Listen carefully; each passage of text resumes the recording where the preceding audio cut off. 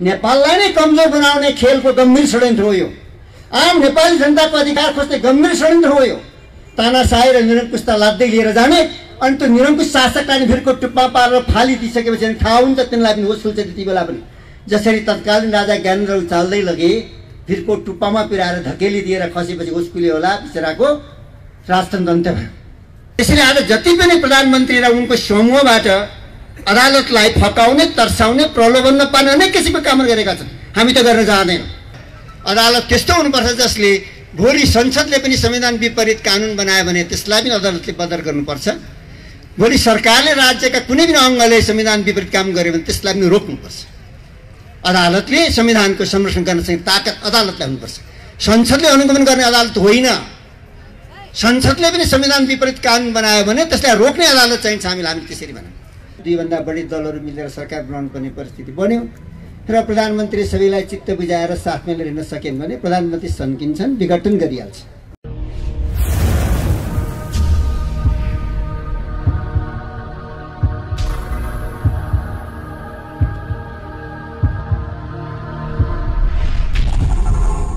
भन्दा अगाडि बोल्ने साथीहरूले देशको आजको परिस्थितिका बारेमा र हाम्रो गन्तव्यका बारेमा प्रशस्त विचार राखिसक्नु भएको छ। म ती कुरालाई लिएर फेरि धेरै दोहोऱ्याउन म चाहन्न। त्यसपटक प्रधानमन्त्री केपी शर्मा ओलीजीको यो विघटनको निर्णय हुँदा म कोरोना सङ्क्रमणबाट बिरामी भएर अस्पतालमा थिएँ। मलाई विघटन भएपछि लगत्तै सभापतिजी देउबाजीले फोन गर्नुभयो के हो। मैले भने यो संविधानले प्रधानमन्त्रीलाई अधिकार दिन्न, यो संविधान विपरीत छ र यसले क्रमिक रूपबाट लोकतन्त्रमाथि प्रहार गर्छ र संविधानले स्थापित गरेको मूल्य मान्यतालाई यसले अब बिस्तारै यसलाई चाहिँ हटाउँदै लैजान्छ यसले। त्यसका भनेको थिएँ। त्यस्तै पौडेलजीले, वरिष्ठ नेता रामचन्द्र पौडेलजीले पनि फोन गर्नुभएको थियो। मलाई मैले यही भनेको थिएँ, पार्टीको केन्द्रीय कार्य समितिको पहिलो बैठकले राम्रो निर्णय गरेको छ। प्रधानमन्त्रीजीको यो कदम असंवैधानिक छ, अलोकतान्त्रिक छ। यसको विरुद्धमा विरोध प्रदर्शनका कार्यक्रमहरू देशव्यापी रूपमा नेपाली काङ्ग्रेस पार्टीले प्रदर्शन गर्नेछ भनेको छ। अहिले नेपाली काङ्ग्रेस पार्टी साङ्गठनिक रूपबाट र भातृ संस्था, शिवजी संस्थाहरू समग्र रूपबाट देशव्यापी रूपमा प्रधानमन्त्रीजीको कदमका विरुद्धमा, असंवैधानिक कदमका विरुद्धमा हामीहरू देशव्यापी विरोध प्रदर्शनमा जुटेका छौँ। त्यसैको सिलसिलामा आज काठमाडौँ क्षेत्र नम्बर 6 नेपाली काङ्ग्रेस कार्य समितिले यो कार्यक्रमको आयोजना गरेको छ। म आयोजकलाई धन्यवाद दिन चाहन्छु। यति बेला मलाई लाग्ने कुरा, हामीले ल्याएको संविधानले मूलभूत रूपबाट ल्याएको हो संघीयता, लोकतन्त्र, गणतन्त्र, समानुपातिक समावेशी प्रतिनिधित्व प्रणाली, जसलाई हामीले संक्षेपमा यो व्यवस्था भनेको संघीय लोकतान्त्रिक गणतन्त्रात्मक संसदीय शासन व्यवस्था हो। यो बहुलवादमा आधारित छ भनेर हामीले संविधानमा नै प्रष्टसँग लेखेका छौँ। लोकतान्त्रिक समाजवादमा आधारित भएर, लोकतान्त्रिक मूल्य मान्यतामा आधारित भएर गरिब जनताको आर्थिक उन्नति र प्रगतिका लागि राज्यले काम गर्नुपर्छ, सरकारले काम गर्नुपर्छ भनेर संविधानमा प्रष्ट व्यवस्था गरेका छौँ। गरिब जनताको आर्थिक उन्नतिका लागि, गरिब जनतालाई दिन प्रतिदिन पर्ने आर्थिक समस्याका लागि सरकारले सहयोग गर्नुपर्छ, सहुलियत दिनुपर्छ, सरकार त्यहाँ पुग्नुपर्छ जहाँ समस्या छ गरिब जनताको घरमा। हामीले त्यो भनेका छौँ। यो भनिराखेको हाम्रो संविधानको मूलभूत एउटा विषयहरू थियो। तर आज यी विषयहरूमाथि यो नेपाल कम्युनिस्ट पार्टीको सरकार बनेपछि यताका दिनमा, केपी ओलीजीको नेतृत्वमा कम्युनिस्ट पार्टीको सरकार बनेपछि यताको 3 वर्षको हामीले मूल्याङ्कन गर्यौँ भने यो सरकार संविधानभित्रबाट जनतालाई प्रगति दिनेतर्फ छैन। यो सरकार आफ्नो ढङ्गले संविधानको मनपरी व्याख्या गरेर आफ्नो ढङ्गले अगाडि जाने बाटोमा उद्धत देखिन्छ। त्यसैको सिलसिला बढ्दै जाँदा त्यसैको विकसित रूप संसद विघटन हुन पुगेको छ आजका दिनमा। मैले बुझेको यही नै रह्यो जम्मा। म के भन्न चाहन्छु भने हामीले ल्याएको यो व्यवस्था, संसदीय व्यवस्थाले 5 वर्ष टिकोस्, घरिघरि निर्वाचन हुने पद्धतिबाट देशले मुक्त पाओस्। एकपटक निर्वाचन हुँदा खरबौँ खर्च हुन्छ, राज्य कोषको मात्र खर्च हुँदैन, उम्मेदवारहरूको खर्च हुन्छ, जनताको खर्च हुन्छ, समयको खर्च हुन्छ, धनको खर्च छ, समयको खर्च छ। देश गरिब छ, कमसेकम 5 वर्ष त एउटा स्थिर सरकार रहोस्, व्यवस्था रहोस्, हामीले भन्यौँ, पार्लियामेन्ट रहोस्, हामीले भन्यौँ। त्यो भन्दै गर्दाखेरि हामीले 2 वर्षसम्म अभिशाप प्रस्ताव ल्याउन पाउँदैन है, त्यो पनि हामीले भन्यौँ। तर अब यहाँनिर आएर अहिले बहुमतको प्रधानमन्त्रीले आफ्नो स्वेच्छाले जति बेला आफूलाई मनपर्छ त्यति बेला विघटन गर्न पाउने हो भनेदेखि त अब आउने प्रतिनिधि सभाको आयु 2 वर्ष पनि हुँदैन। 2 वर्षभित्र अभिशाप प्रस्ताव ल्याउन त पाइँदैन। तर कसैको बहुमत बनेन, बहुमत भयो भने कसो भयो भने, अथवा बहुमतको कसैको सरकार बनेन, कोलिसन गभर्मेन्ट बन्यो, दुईभन्दा बढी दलहरू मिलेर सरकार बनाउनु पर्ने परिस्थिति बन्यो र प्रधानमन्त्रीले सबैलाई चित्त बुझाएर साथमा लिएर हिँड्न सकेन भने प्रधानमन्त्री सन्किन्छन्, विघटन गरिहाल्छ। अत्यन्त ठुलो, अत्यन्त गम्भीर अस्थिरतामा नेपाल फस्छ। सरकार मात्र अस्थिर रहँदैन, यो व्यवस्था अस्थिर हुन्छ।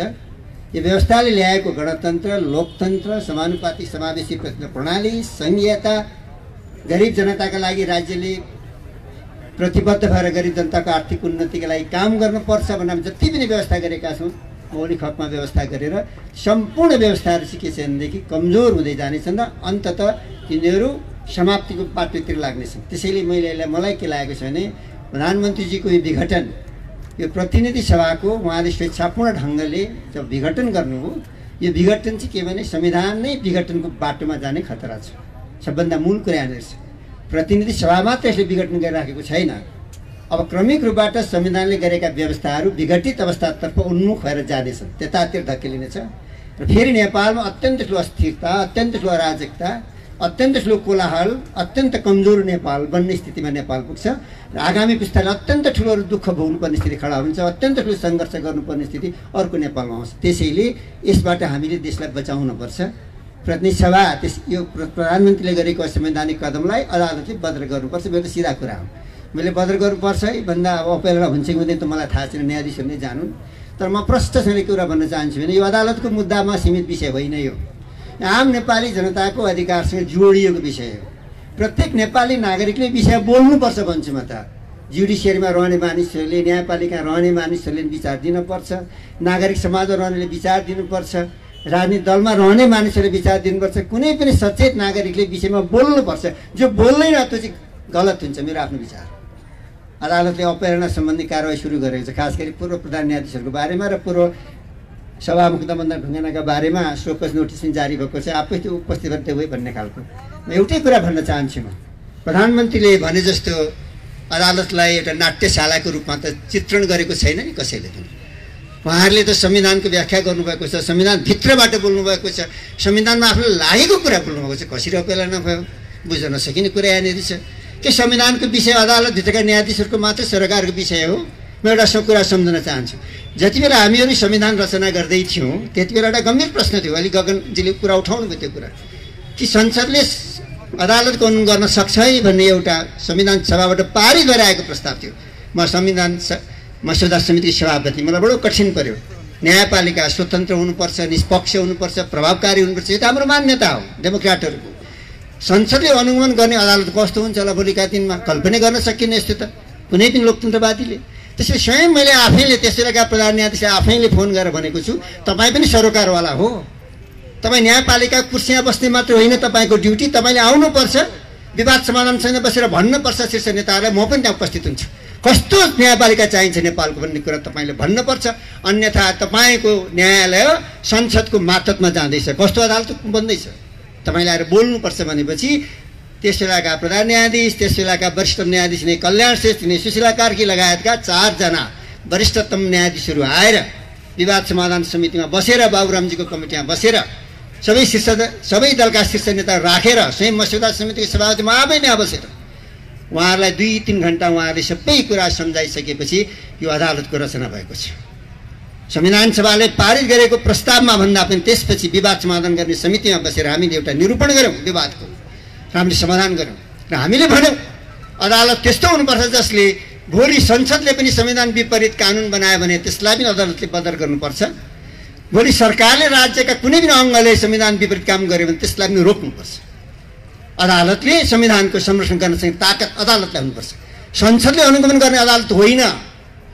संसदले पनि संविधान विपरीत कानुन बनायो भने त्यसलाई रोक्ने अदालत चाहिन्छ। हामी त्यसरी भनौँ, सरकारले गलत काम गर्यो भनेदेखि सरकारलाई रोक्ने अदालत चाहिन्छ, हामीले त्यो भनौँ। त्यो किसिमको रचना आज हामीले गरौँ। त्यसैले आज हामी सबैले अदालतप्रति एउटा आशाले, एउटा विश्वासको नजरले हेर्नु र अदालतले यस्तो गर्नुपर्छ है भनेर संविधानभित्र एउटा भन्नु। कुनै पनि हालतमा अदालतको अपहेलना हुँदैन, अदालतको सम्मान हुन्छ। आम नेपाली जनताको तर्फबाट संविधानभित्रबाट जुन हाम्रा बुद्धिजीवी साथीहरूले बोल्दैछन्, न्यायविदहरूले बोल्दैछन्, संविधानविदहरूले बोल्दैछन्, नागरिक समाजका अगुवाहरूले बोल्दैछन् र अदालतको अवहेलना होइन, अदालतको सम्मान बढाउनको लागि अदालतका न्यायाधीशहरूलाई सम्झाउने कार्य हो। अधिकार हाम्रो, हामीले बनाएको संविधान हो, नेपाली जनताले बनाएको संविधान हो, नेपाली जनताको सर्वोच्च संस्थाले बनाएको संविधान हो यो। त्यसैले अदालतका न्यायाधीशहरू निरपेक्ष गरेर निर्णय दिन सक्दैन। न्यायाधीशहरूले संविधानभित्रबाट निर्णय गर्नुपर्छ। कस्तो अट्टहास, कस्तो हास्यास्पद कुरा छ प्रधानमन्त्रीजीको कुरा। वा भन्ने कति संविधानको धारा 76 मा छ विघटनको कुरा। उहाँले कस्तो व्याख्या गर्दै हुनुहुन्छ भने संसदले, प्रतिनिधि सभाले बहुमतको प्रधानमन्त्री बनाउन सकेन भने वा अर्को प्रधानमन्त्री नियुक्त हुन सकेन भने प्रधानमन्त्रीले संसद विघटन गर्न सिफारिस गर्न सक्नेछ भन्ने व्यवस्था छ। धारा 76। अझ प्रेसका साथै राम्रो बुझिदिन आग्रह गर्छु ताकि न्यायाधीशहरूले सुनुन् यो कुरा, प्रधानमन्त्रीले बुझुन् यो कुरा। उपधारा 5 बमोजिम प्रधानमन्त्रीले विश्वासको मत लिन सकेन वा अर्को प्रधानमन्त्री नियुक्त हुन सकेन भने संसद, प्रतिनिधि सभा विघटन हुन्छ भन्ने व्यवस्था छ। त्यो वादेखि पछाडिको वाक्य मात्र पढ्नुहुन्छ।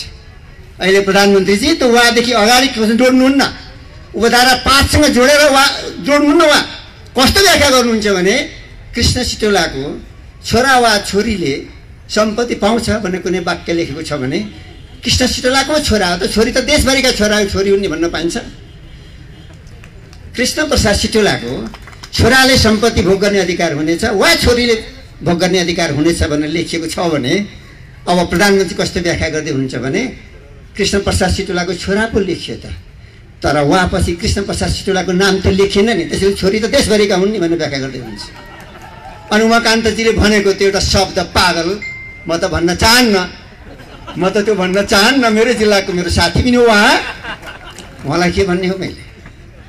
यही व्याख्यामा अदालत अडियो भने अदालतले भन्ने हो के हो? लेखेको त हामीले हो।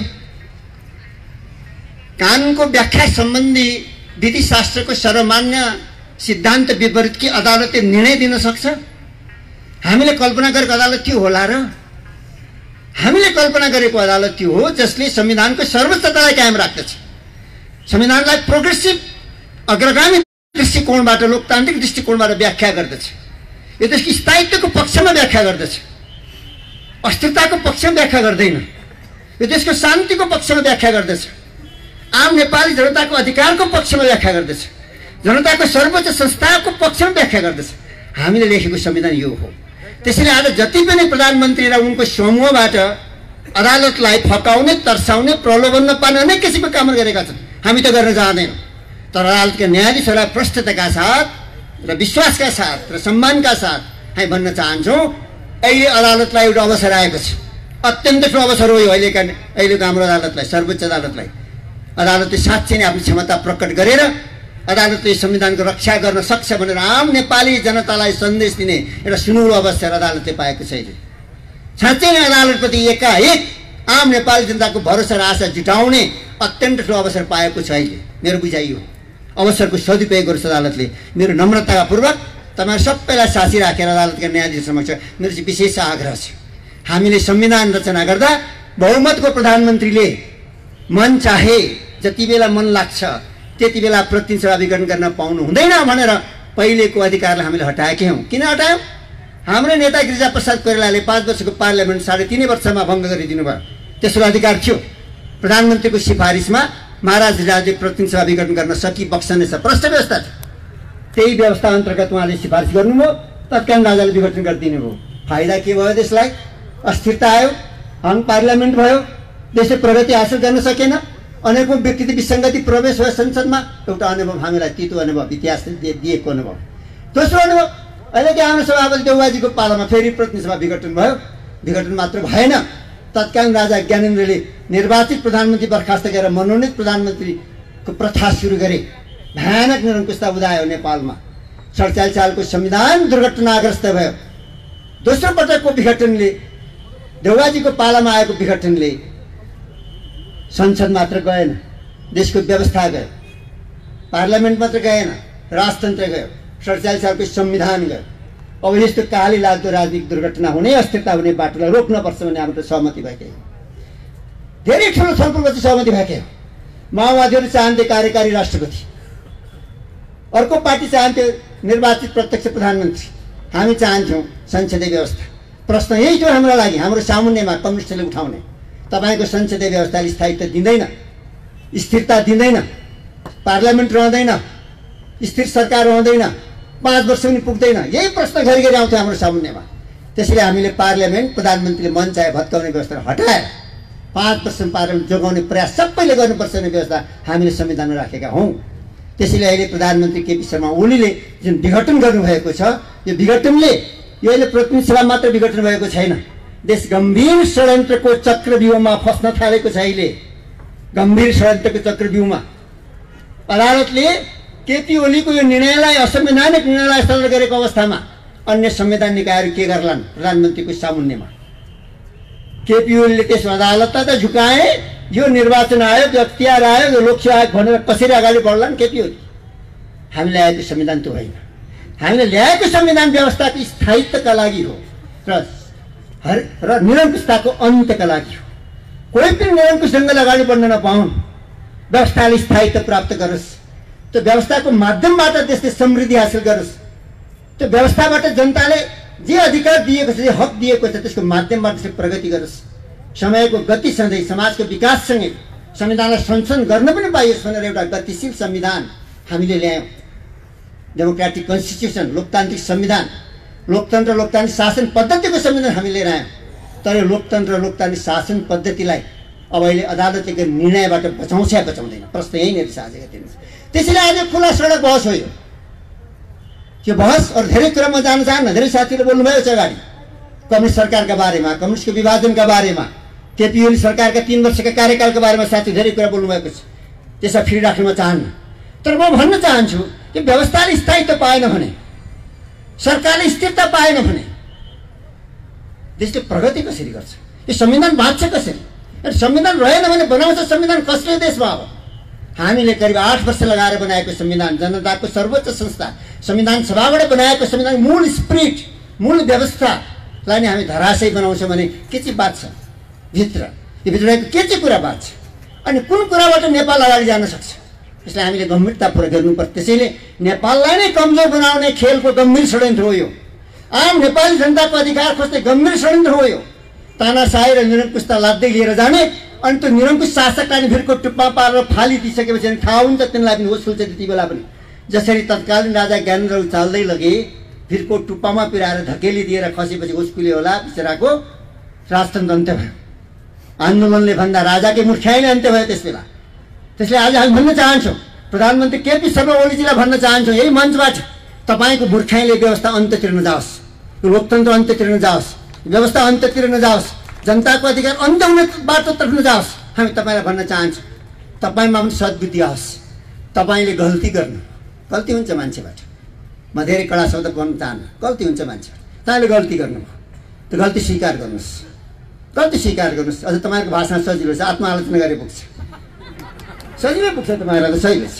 तपाईँले भन्यो भने त सार्वजनिक मञ्चबाट संसद बिउताइदियो हुन्छ, वास्तव गल्ती भएको छ, सतो व्याख्या गर्न जानिएन, हतार गरियो, रातारात गरियो, 1-2 घन्टामा गरियो। आफ्नै समूहका साथीहरू सल्लाह लिन पनि पाइएन। आफ्नै समूहका साथीहरू जो संविधान निर्माणमा थिए, कानुन जान्दथे, मस्यौदा समितिमा थिए, संविधान सभाका प्रमुख ठाउँहरूमा थिए, उहाँहरूको पनि सल्लाह लिन पाइएन, बुझ्न पाइएन। गल्ती भएछ भन्दा हुन्छ। गल्ती स्वीकार गर्नु ठुलो सानो कुरा होइन, गल्ती स्वीकार गर्नु ठुलो कुरा हो। ठुला मानिसले नै गल्ती स्वीकार्छ। मलाई लाग्छ प्रधानमन्त्रीले नै गल्ती स्वीकार्छन्, प्रधानमन्त्रीले गल्ती स्वीकार्नु भनेदेखि अदालतले गल्ती स्वीकार्न बाध्य गर्ला, यो मेरो विश्वास हो। अरू धेरै कुरा म भन्न चाहन्न साथीहरू। अन्तमा यति नै भन्न चाहन्छु, आज नेपाली काङ्ग्रेस पार्टी इतिहासको कालखण्डमा एउटा फेरि गम्भीर मोडमा पुगेको छ। कतिपय मेरै साथीहरूले भन्छन्, नेता साथीहरूले भन्छन् अदालतको विचाराधीन मुद्दा छ यो, मेरो किन बोल्ने भन्नुहुन्छ।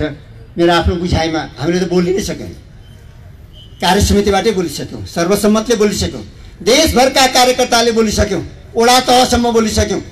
वडा तहसम्म हामीले कार्यकर्ताहरू सडकमा उतारिसक्यौँ। प्रधानमन्त्रीको कदम गलत छ, असंवैधानिक छ, बदर हुनुपर्छ हामीले भनिसक्यौँ। देशभर हामीले भनिसकेका छौँ। त्यसैले सबै साथीहरूलाई पार्टीका तमाम साथीहरूलाई आजको जुन यो परिस्थिति छ, जुन वातावरण छ, यसलाई बुझेर सानोतिनो कुरामा नअड्किकन हामीहरू निरन्तर अगाडि बढेर अगाडि जाउँ। कति साथीलाई लाग्ला कम्युनिस्ट पार्टी फुटिसकेको छ, चुनाव उठ्यो भने जितिहालिएला। अझ मलाई त लाग्नुपर्ने हारेर बसेको मान्छे म, होइन, गएको चुनाव हारेर बसेको मान्छे, झन् खुसी त हुनुपर्ने मैले हो। झन् ज्यादा कम्युनिस्ट पार्टी फुटिहाल्यो, चुनाव भइहाल्छ, जितिहालिन्छ, संसद बनिहालिन्छ भनेर खुसी प्रकट गर्नुको कुनै पनि अर्थ छैन। जुन साथीलाई यो खुसी लागेको छ, गहिराइमा नपुगेको दिमाग हो। यो सही कुरा बुझ्न सक्यो हो भन्ने मलाई लागेको छ, मेरो आफ्नो विश्लेषण हो। यो मूर्खतापूर्ण बाटोमा हामी जानु हुँदैन। हामीले संविधान बचाउन सक्यौँ भने धेरै कुरा बाँच्छ नेपालको, नेपाली जनताको। संविधानलाई बचाउन सकेन भने धेरै कुरा मर्दै जान्छ नेपालको, नेपाली जनताको। मैले कुरा यही नै बुझेको छु। त्यसैले संविधानलाई बचाउने तर्फमा, संविधानलाई मर्न नदिने तर्फमा नेपाली कांग्रेस पार्टीका तमाम साथीहरू देशव्यापी रूपमा जुटेर जनताको माझमा पुग्नुपर्छ, जनतालाई जगाउनुपर्छ। जनताबाटै हामीले विश्वास लिने हो, जनताबाट हामीले ताकत निर्माण गर्ने हो। त्यही ताकतबाट नै जनताको अधिकार लोकतन्त्रको रक्षा गर्ने हो, लोकतान्त्रिक शासन पद्धतिको रक्षा गर्ने हो। यो आएको परिवर्तन, यसको व्यवस्थापनको रक्षा गर्ने हो। त्यसैले परिवर्तनबाट आएको व्यवस्थालाई बचाउनको लागि संघीयतालाई, लोकतन्त्रलाई, गणतन्त्रलाई, लोकतान्त्रिक शासन पद्धतिलाई, संवैधानिक सर्वोच्चतालाई बचाउनको लागि नेपाली कांग्रेस पार्टी एकजुट भएर अगाडि जाउँ। यो मेरो तेरो कार्यक्रम नभनिकन पार्टीभित्रले बृहत एकता पनि भएको छ। यसैले गर्दा, यही कारणले गर्दा व्यापक एकता भएको छ। हाम्रो पार्टी केन्द्र कार्यालय सर्वसम्मत निर्णय छ, सर्वसम्मत कार्ययोजनाहरू गएका छन्। केन्द्रले दिएका कार्यक्रमदेखि बाहेक अरू कार्यक्रम गर्नुहोस् है भनेर तपाईँहरूलाई निर्देशन दिएको छ केन्द्र कार्य समितिले। सबै तहलाई, भारतीय संस्थालाई, शुभेच्छुक संस्थालाई, पार्टीका सबै निकायहरूलाई तपाईँले केन्द्रले दिएको कार्यक्रम गर्नुहोस्, त्योदेखि बाहेक पनि तपाईँले सकेका कार्यक्रम गर्नुहोस्, तर सडक नछोड्नुहोस्, जनताको माझमा पुग्नुहोस् भनेर केन्द्रले सर्कुलर गरेको छ। आज तपाईँ क्षेत्र नम्बर 6 ले एउटा महत्त्वपूर्ण कार्यक्रम गर्नुभयो, हामीलाई बोलाउनुभयो, केही कुरा राख्ने अवसर दिनुभयो। म तपाईँलाई धन्यवाद दिँदै